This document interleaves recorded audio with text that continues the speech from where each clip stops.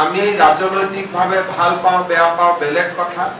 আজমল ডাঙৰীয়াই এটা coaching centre আৰম্ভ কৰে আৰু সেই কোচিং চেণ্টাৰটোৰ পৰা বছৰি সংখ্যালঘু সম্প্ৰদায়ৰ 100 জন ল'ৰা ছোৱালীক ডক্টৰ হিচাপে নিৰ্মাণ কৰা হয়।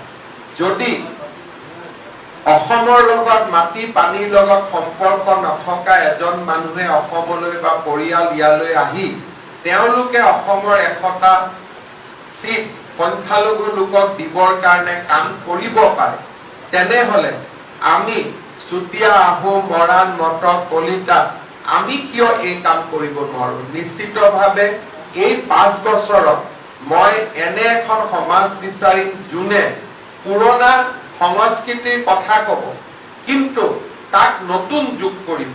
অকল আমাৰ পিতৃপুৰুষৰ গৌৰৱৰ কথা কলে আমাৰ দায়িত্ব পাৰ হৈ নাযায়।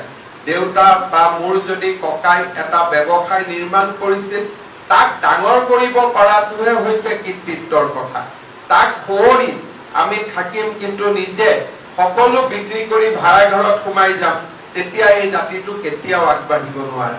আপোনালোকে দেখিব যে কিছুমান ল'ৰা ছোৱালী আছে দেউতাক মাকৰ পৰা লাভ কৰা সম্পত্তি 4 গুণ ডাঙৰ কৰে আৰু কিছুমান ল'ৰা ছোৱালী আছে দেউতাক মাকৰ সম্পত্তি বিক্ৰী কৰি ভাড়া ঘৰত আহি সোমাই থাকে।